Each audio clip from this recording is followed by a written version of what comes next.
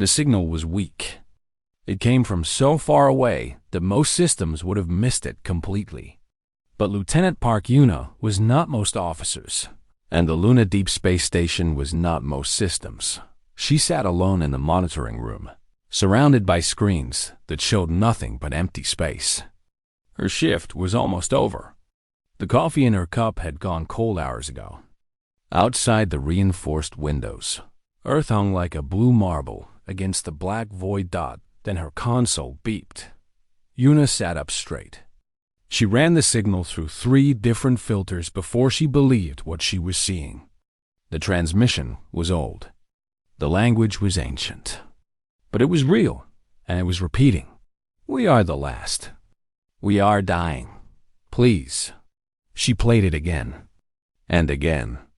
The voice was thin and tired, like someone speaking with their final breath. Yuna felt something cold move through her chest. She traced the signal to its source. The coordinates pointed to a sector of space that no ship had visited in 400 years. The records called it the Thelara system. Once, a species called the Somari had lived there. They were scholars and artists, known across the galaxy for their beautiful music and their gentle ways. Then a plague came. Within a decade, the Somari were gone. Or so everyone believed. Yuna grabbed her datapad and ran. Captain Beek Dohwan was a large man with gray hair and tired eyes. He had commanded human ships for 30 years. He had fought in 3 border conflicts and negotiated peace treaties that saved millions of lives. Very little surprised him anymore, but when Yuna played the signal in his office, he went very still. How old is this transmission? He asked. The signal is repeating on a loop, Yuna said. But based on the decay pattern, the original message was sent about 6 months ago. 6 months. Beek leaned back in his chair. They've been calling for help for 6 months, and no one answered. The signal is very weak, sir. It barely reached us. And the Thelara system is in dead space. No trade routes, no stations, nothing. Most species have forgotten it exists. Beek was quiet for a long moment. Then he stood up and walked to his window. Earth filled the view, beautiful and alive. Contact the Galactic Council, he said. Tell them what we found.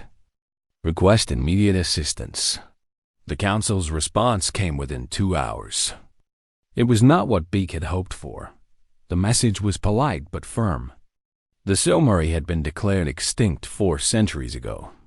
The signal was likely a ghost transmission, an echo bouncing through space from ancient equipment.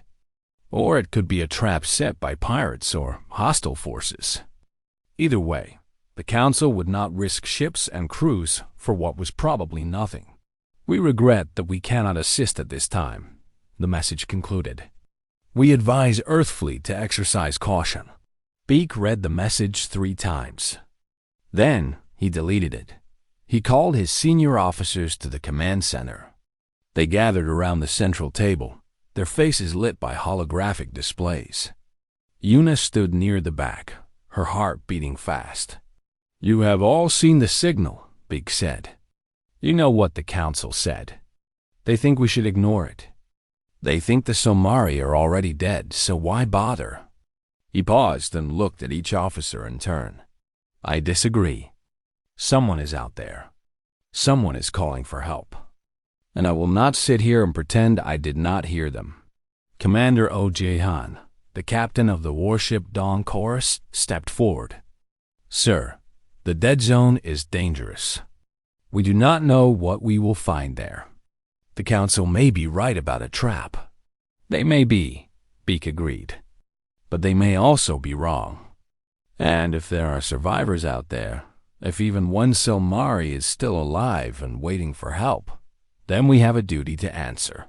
The Council will not support us, said Captain Ru Soman of the Steel Horizon. If we go alone. Then we go alone. Beek's voice was hard as iron. I did not join Earthfleet to watch innocent people die because paperwork was too difficult. I joined to make a difference. This is our chance. The room was silent. Then, one by one, the officers nodded dot within 6 hours. 3 human warships broke orbit and headed for the edge of known space. The Indomitable led the way, with Beak on the bridge. The Dawn Chorus and Steel Horizon followed close behind. Una stood at her station on the Indomitable, watching the stars blur as they jumped to faster-than-light speed. She had never been this far from home. She had never done anything this important. The journey took 4 days. 4 days of silence and waiting. 4 days of wondering what they would find. On the 5th day, they dropped out of faster-than-light travel at the edge of the Thelera system. Una's screens lit up with data. She scanned the system quickly, looking for the source of the signal. She found the planet easily enough. Thelera Prime, third from the sun, once a garden world famous for its forests and oceans. But something was wrong. "Captain," she said, her voice tight, "I am detecting massive energy signatures near the planet. Multiple ships. At least 12. Beak leaned forward. Identify them." Una ran the scan again. Her blood went cold. "Dreth Consortium Harvester ships, sir. They are in orbit around Thelera Prime, and they are stripping the planet." The main screen showed the image. 12 massive ships hung above the dying world like vultures over a corpse. Great beams of energy reached down to the surface, pulling up resources, metals, anything of value. The Dreth were scavengers. They claimed dead worlds and took everything that was left. It was legal, technically. If a species was extinct, their worlds were fair game. But the Selmari were not extinct. Someone down there was still alive. Someone was still calling for help, and the Dreth did not care. Beak stood up slowly. His hands were steady, but his eyes burned with cold anger. "Open a channel to the Dreth fleet," he said. "Tell them that Earth fleet has arrived. Tell them that this world is not theirs to take." He looked out at the dying planet and the ships that circled it like sharks. "And tell them," he added quietly, "that they have 1 hour to leave." The Dreth commander's face filled the screen. His name was a log, and he looked exactly like what he was, a predator who had never known defeat. The Dreth were large creatures with thick gray skin and 4 arms. They had built their empire on the bones of dead civilizations, taking what others had left behind. They were not warriors by nature. They were scavengers. But scavengers could be dangerous when you threatened their meal. "Human vessels," Alog said, his voice deep and amused. "You are far from home. This sector belongs to no one. The Samari are dead. This world is ours by right of salvage." Captain Beak stood tall on his bridge. "The Samari are not dead. We received their distress signal. There are survivors on that planet." Alog laughed. It was an ugly sound. "Survivors? A few hundred sick and dying creatures hiding in holes? They are already ghosts. They simply have not stopped breathing yet." "Then you admit they exist?" "I admit nothing. I tell you facts. This world was declared dead by the Galactic Council 400 years ago. Whatever is left down there does not matter. Go home, humans. This is not your concern." Beak's jaw tightened. "I am making it my concern. You have 1 hour to withdraw your ships and leave this system. If you refuse, we will remove you by force." The Dreth commander stared at him for a long moment. Then he laughed again, harder this time. "3 ships," he said. "You bring 3 ships against 12, and you threaten me? Humans truly are as foolish as they say. You are children in this galaxy. You have been part of the community for less than a century. We have been here for 10,000 years. Then, you should know better than to test us," Beak replied. Alog's eyes narrowed. The humor drained from his face. "1 hour," he said coldly. "Use it to run. Because when the hour ends, I will destroy your little fleet and add your wreckage to my collection." The screen went dark. Beak turned to his crew. "Battle stations. Prepare for combat.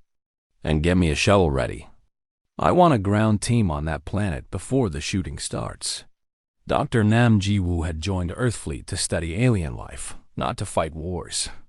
She was a xenobiologist, trained to understand other species and help them when she could. She had never fired a weapon in her life, but when Captain Beak asked for volunteers to go to the surface, she was the first to step forward. The shuttle dropped through the toxic atmosphere of Thelera Prime. Through the windows, Jiwoo could see what the planet had become. Brown clouds covered everything. The oceans were gone, leaving behind cracked beds of salt and dust. The forests had burned away centuries ago. This had once been a paradise. Now it was a grave. Sergeant Han Taesung led the ground team. He was a big man with scarred hands and calm eyes. He had seen combat before. He knew what waited for them. "Stay close," he told the team as the shuttle landed. "Watch your sensors. The Dreth may have troops on the ground already." They found the bunker entrance hidden beneath the ruins of an ancient city. The buildings had crumbled long ago, but the bunker doors were still intact, covered in symbols that Jiwoo did not recognize. The doors opened slowly. Behind them stood a figure that made Jiwoo's breath catch in her throat. The Salmari were beautiful. Even now, even dying, they were beautiful. The creature before her was tall and slender, with skin that shimmered like moonlight on water. Its eyes were large and dark, filled with an ancient sadness. "You came," it whispered. "After all this time, you actually came." Jiwoo stepped forward. "I am Dr. Nam Jiwoo. We received your signal. We are here to help." The Salmari stared at her for a long moment. Then something that might have been a smile crossed its face. "I am called Kira. I am young, for my people. I will take you to Elder Voss. He has been waiting so long to meet you." The bunker was vast and deep. Thousands of Salmari lived here, but it felt empty. The halls were too big, the rooms too quiet. This place had been built for millions. Now only 2,000 remained. Elder Voss was the oldest of them all. His skin had faded to pale gray, and he moved slowly, supported by 2 younger Salmari. But his eyes were still sharp, still alive with intelligence. "Humans," he said softly. "Of all the species in the galaxy, humans answered our call. No one else would come," Jiwoo admitted. "The council said you were already dead." "We've been dying for 400 years, Voss replied. "A plague was set upon us by enemies who feared our knowledge. It killed our bodies, poisoned our world, destroyed everything we built. We retreated here, to the last safe place. We sent our signal into the void, hoping someone would hear. And now the Dreth are here," Taesung said grimly. "Yes, they came months ago. They believe we are already gone. They strip our world of its bones while we hide beneath the ground like insects." Voss's voice cracked with old grief. "We were never warriors. We were teachers, artists, dreamers. We do not know how to fight." "You do not have to fight," Jiwoo said. "That is why we are here." Kira looked at her with those dark, ancient eyes. "Why? Why would you risk your lives for strangers? Your council told you to ignore us.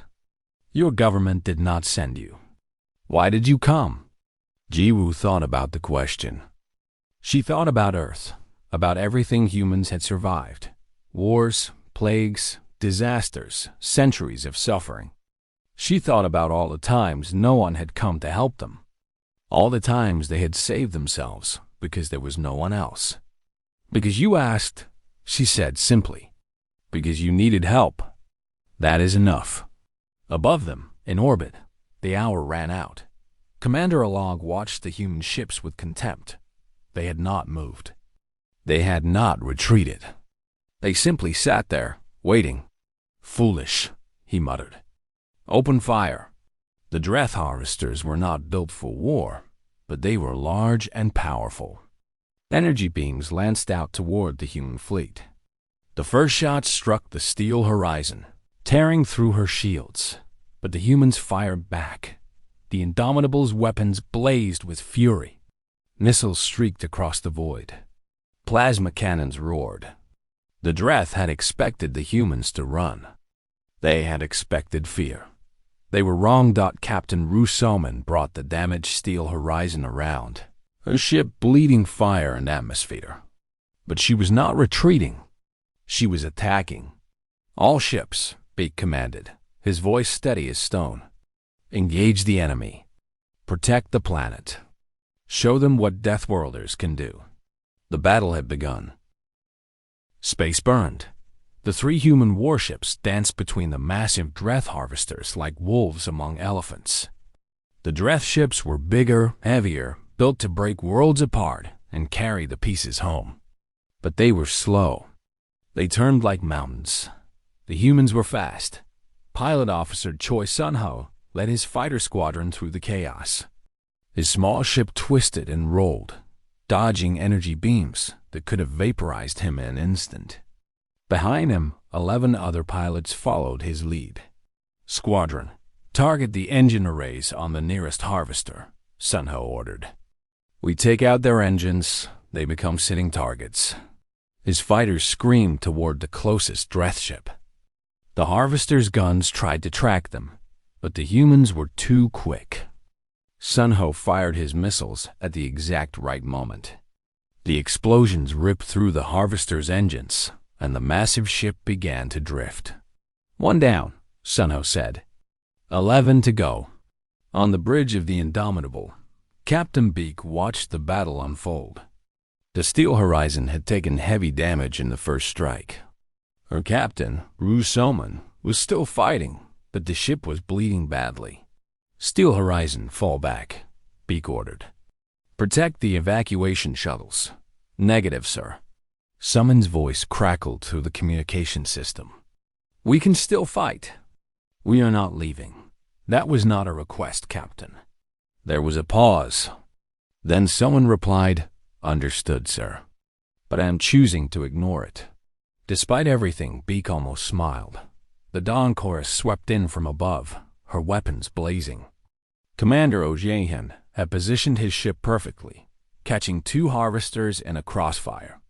One of them exploded in a brilliant flash of light, but the Dreth were not finished. Commander, Alog had underestimated the humans. He would not make that mistake again. He pulled his remaining ships into a defensive formation and concentrated their fire on the Indomitable. The flagship shook under the assault. Alarms screamed. Damage reports flooded in. Shields at 40%, someone shouted. Hull breach on deck 7. Fire in the engine room. Beak gripped the arms of his chair. Return fire. All weapons. Do not give them a chance to breathe. On the planet below, the ground team heard the thunder of battle in the sky. Sergeant Han Tasing stood at the bunker entrance, watching the flashes of light above the clouds. His soldiers were spread out around the ancient ruins, weapons ready. They are coming, Kira said quietly. She stood beside him, her silver skin pale with fear. The Dreth. They are sending troops to the surface. Tasing nodded. He had seen the landing ships dropping through the atmosphere. How many survivors are in the bunker? 2,000. Maybe less. Can they be moved? Kira hesitated. Many are sick. Many are old. Moving them would be difficult. Difficult is not impossible. Taezung turned to face her. Get them ready. When our shuttles arrive, we evacuate everyone. No one gets left behind. The Dreth will try to stop you. Let them try. The first Dreth troops arrived an hour later. They were not soldiers, not really. They were security forces, meant to guard the harvesters and keep scavengers away. They had never faced real opposition before. They faced it now. Taesung's squad met them in the ruins of the ancient city. The fighting was brutal and close. Energy weapons flashed in the darkness. Soldiers shouted commands in Korean and English. Private Kang Yoonji was young. This was her first real battle. Her hand shook as she held her rifle, but she did not run. When a Dreth trooper came around a corner, she fired 3 times and watched it fall. She felt sick. She felt terrified. But she kept fighting. Medic Yunari worked in the bunker, treating wounded humans and Somari alike. She had gentle hands and a calm voice. When a young Somari child was brought to her, burned by a stray energy blast, she cleaned the wound and wrapped it carefully. "It will heal," she told the child's mother. "Your daughter is strong." The mother looked at her with wonder. "You help us. You save us. We are strangers to you. Why do you care?" Nari thought about the question. She thought about all the suffering she had seen in her career, all the lives she had saved and lost. "Everyone deserves care," she said finally. "Everyone deserves a chance. That is what it means to be a healer." Above, the battle raged on. The Dawn Chorus had taken critical damage. Her engines were failing, and her shields were gone. Commander Jae knew his ship was dying, but he also saw an opportunity.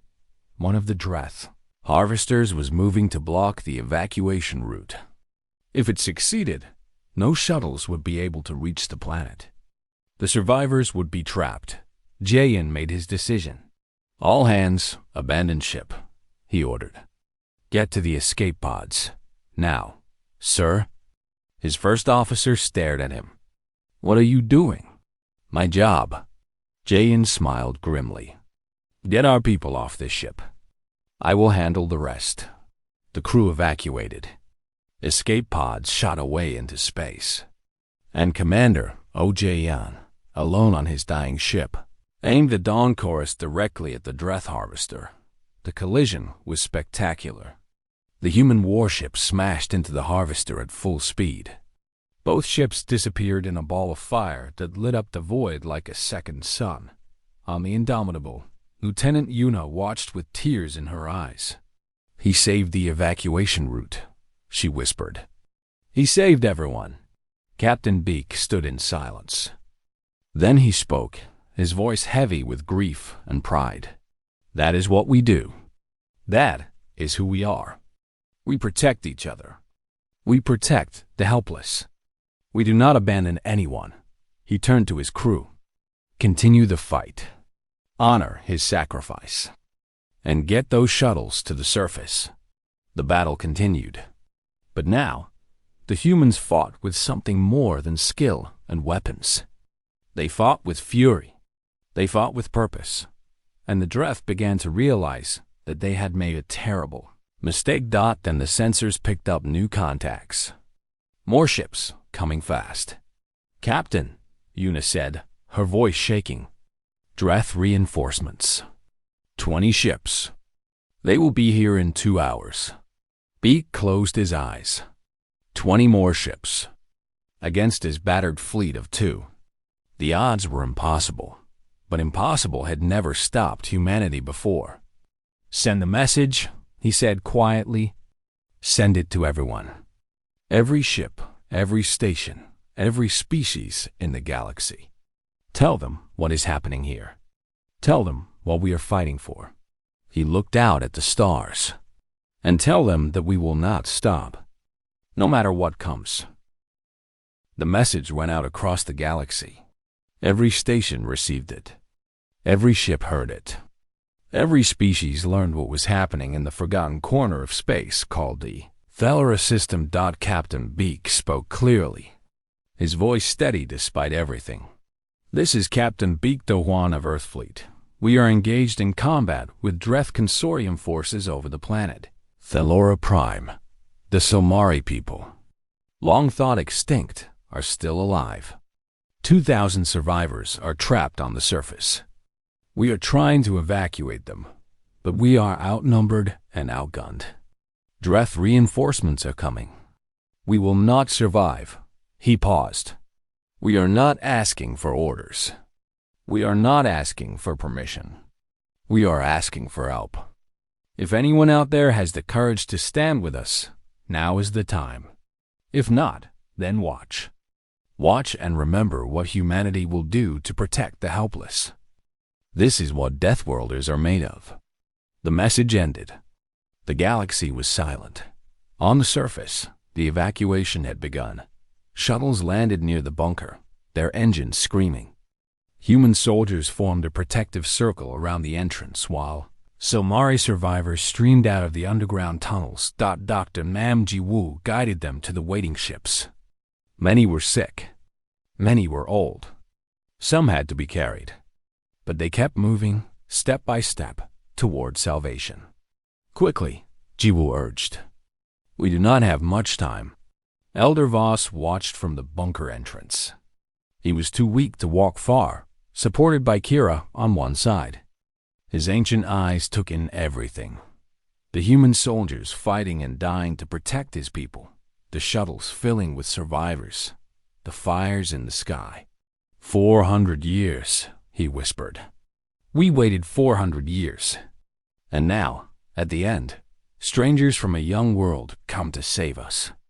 We should get you on a shuttle, Ji-woo said, approaching him carefully. Elder, please. You need to evacuate. Voss shook his head slowly. I am too old. Too tired. I would only slow the others down. We do not leave anyone behind. That is our rule. Then break it. Just this once. He reached out and touched her hand. His fingers were cold and light as paper. I have one last thing to do. Let me do it. On the Indomitable, engineer Shin Min-jae was performing miracles. The ship was damaged badly. Half the systems were offline. The engines were running on emergency power. Any sane engineer would have declared the ship lost. Min-jae was not sane. He was stubborn. He crawled through maintenance tunnels with a toolkit in his teeth. He rewired power conduits with burned fingers. He shouted orders to his team through smoke and sparks. Route the auxiliary power to the shields, he commanded. Take it from life support on the empty decks. No one is using them anyway. Sir, that is against regulations, someone protested. Regulations can complain later. Right now we need shields. The shields flickered back to life. Min-jae allowed himself a small smile. Then an explosion rocked the ship, and he went back to work. On the ground, the Dreth had pushed harder. They knew reinforcements were coming. They just needed to hold the humans back long enough. Sergeant Tassing's squad was spread thin. They held a perimeter around the shuttle landing zone, but the Dreth kept coming. Energy blasts lit up the ruins like lightning. Private Kang. Yoonji found herself alone at a narrow passage between two collapsed buildings. 3 corridors met here. If the Dreth broke through, they would reach the shuttle's dot. She could not let that happen. For 3 hours, she held that position.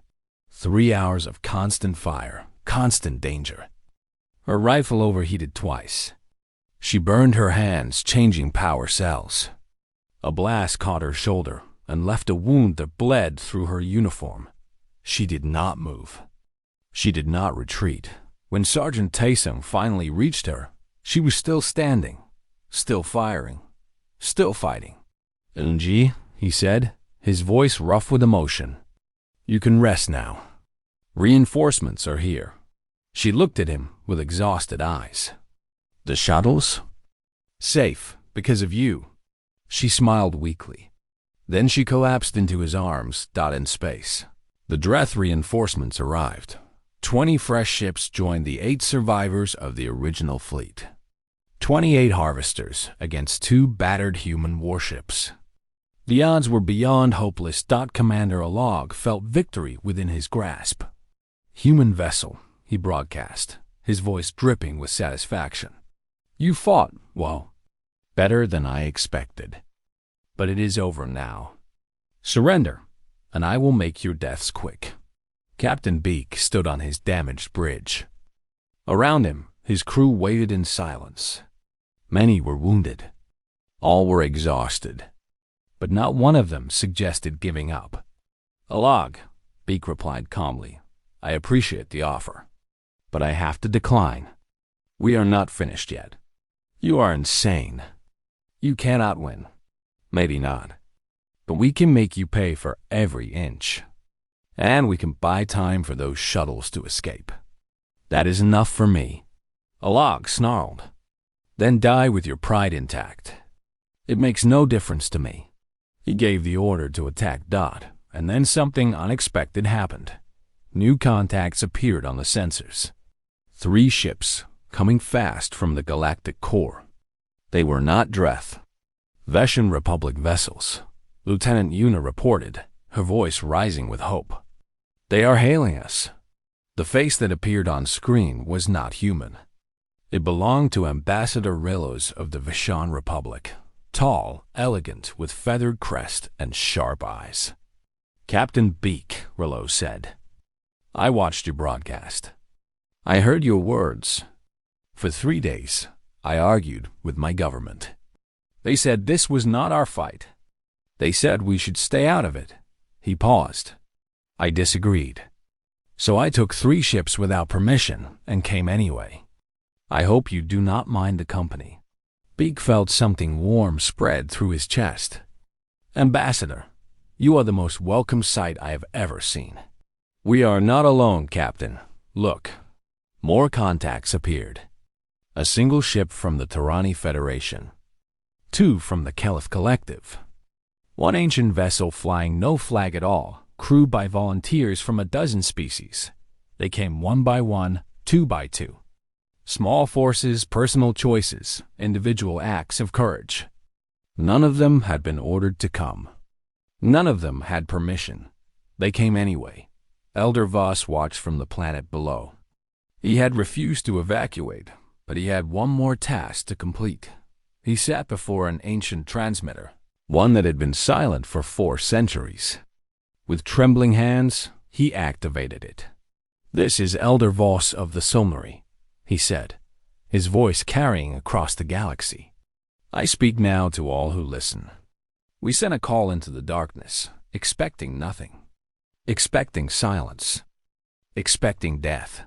He paused, gathering strength. But the Deathworlders answered. The humans came. Not for profit. Not for conquest. Not because someone told them to. They came because we were suffering. They came because we needed help.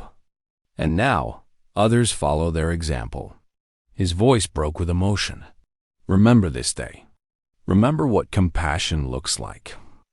Remember that even in the darkest void, there is light. The humans showed us that, and we will never forget. The transmission ended. Elder Voss slumped back, exhausted but at peace. Kira knelt beside him, tears streaming down her silver face. "Thank you," she whispered. "For everything." He smiled softly. "Take care of our people, young one, and tell the humans that the Silmari owe them a debt that can never be repaid." Above, the tide of battle had turned.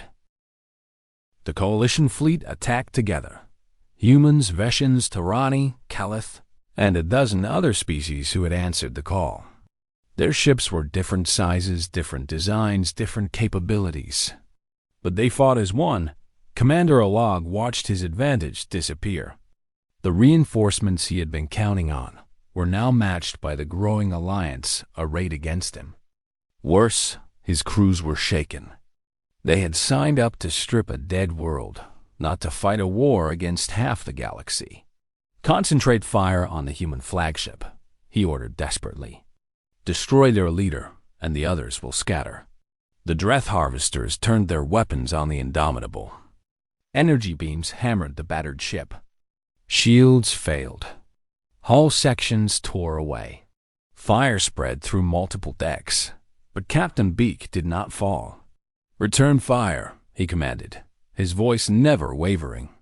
"Show them what we are made of." Pilot Officer Choi Sunho led his remaining fighters in a desperate assault on Alag's command ship. 3 of his pilots had died already. The survivors flew through a storm of weapons fire that should have killed them all. But Deathworlders were hard to kill. Sunho's missiles struck a log's engines. The massive harvester shuddered and began to drift.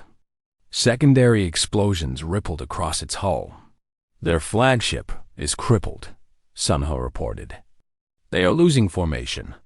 Ambassador Rallis pushed his Veshan ships into the gap. The Terani vessel flanked from below. The Keleth ships struck from above. The Dreth fleet broke. One by one, the harvesters began to retreat. Their crews had no stomach for this fight. They had come for easy salvage, not for battle against united enemies. A log's voice crackled over the communication channel.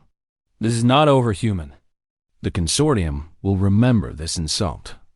Good, Beak replied. Remember it well. Remember what happens when you prey on the helpless. Remember what Deathworlders do to bullies. The Dreth commander's screen went dark. His ship limped away, followed by the survivors of his fleet. The battle was over. The humans had won, but victory had cost them dearly. The Dawn Chorus was gone, destroyed in Commander Jae-yoon's final sacrifice. The Steel Horizon was barely holding together. The Indomitable had taken so much damage that Engineer Minjae said it was a miracle she was still flying, and on the ground.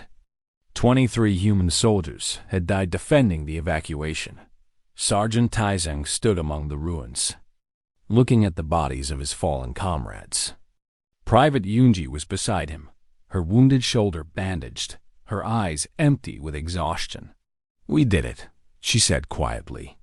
We saved them, yes. Taizeng's voice was heavy. We saved them. He did not feel like celebrating. He felt tired and sad and proud all at once. That was what victory felt like. Sometimes thought the shuttles had made it. Every single one. 1,847 Selnari survivors had been evacuated to the coalition ships.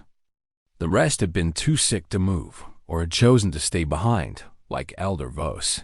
The old leader had died quietly in his bunker, surrounded by the transmitter that had carried his final message. Kira had been with him at the end. She emerged from the ruins now, her silver face streaked with tears. He is gone, she told Dr. Ji-woo. He died in peace. He said to tell you that you gave him hope. After 400 years of despair, you gave him hope. Ji-woo felt tears prick her own eyes. I wish we could have done more. You did everything. Kira took her hand. You came when no one else would. You fought when everyone said it was hopeless. You showed us that the galaxy is not as cold and empty as we believed. 2 weeks later, Captain Beak stood before the Galactic Council. The great chamber was full. Representatives from 100 species watched as the human commander approached the central platform. He walked with a slight limp. His injuries from the battle had not fully healed. Captain Beak Do-wan, the council speaker, announced, You are here to explain your actions in the Thelera system. You engaged in unsanctioned military operations. You violated council directives. You started a conflict that could have had serious consequences. Beak nodded. I did. Do you have anything to say in your defense? He looked around the chamber. He saw doubt on some faces, anger on others. But he also saw something else, curiosity, wonder, even admiration. I answered a call for help, he said simply. The Somari were dying. They asked for aid. You refused to give it. So I gave it instead. That was not your decision to make. Maybe not, but I made it anyway. Because that is what humans do. We do not watch innocent people die when we can help. We do not calculate the odds and decide it is not worth the risk. We act. We fight. We protect. He stepped closer to the speaker's platform. You asked me to explain my actions. Here is my explanation. The Somari needed help, and we were able to provide it. That is enough. That has always been enough. If this council cannot understand that, then perhaps this council has forgotten what civilization is supposed to mean. The chamber was silent. Then, From the gallery, a single delegate began to applaud. Others joined. Soon, the sound filled the great hall. Not everyone applauded. But enough did that Kira spoke next. She had been chosen to represent her people, the youngest leader the Solmari had ever known. My species owes its existence to humanity, she said. We called into the void, expecting nothing. Deathworlders answered. They came in force. They fought impossible odds. They died for us. And when they called for help themselves, others answered them. She looked at Captain Beak with gratitude that went beyond words. The humans showed us something important. They showed us that strength is not about power or numbers. It is about what you choose to do with what you have. It is about standing up when others sit down. It is about answering calls that everyone else ignores. She turned to the council. The Selmari formally request alliance with Earth. We request that humanity become our protectors, now and forever. We make this request freely, with full understanding of what it means. The council speaker looked troubled. This is unusual. Unusual times call for unusual choices, Kira replied. The vote was held. The alliance was approved. And when it was done, representatives from 3 other species approached Beak with similar requests.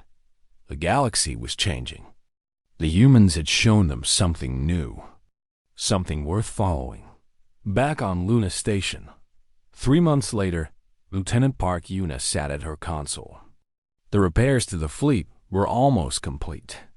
The Solmari were settling into their new home on a world donated by the Vishan Republic. Life was returning to normal. Then her console beeped. She sat up straight. The pattern was familiar. Another weak signal from the edge of space. Another voice calling for help.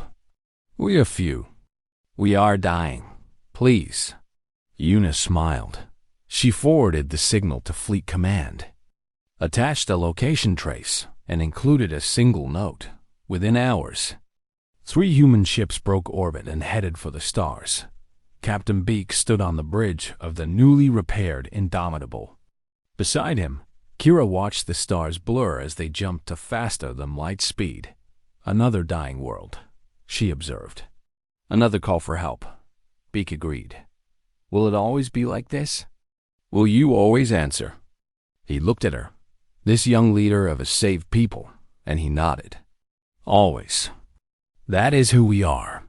That is what Deathworlders do. The ship flew on, carrying hope into the darkness. And somewhere far away, another dying race looked up at the sky and wondered. If anyone would come, they did not have to wonder long. The message arrived first, broadcast across all frequencies, translated into every known language. This is Earth Fleet Command. We hear you. We are coming. And they came.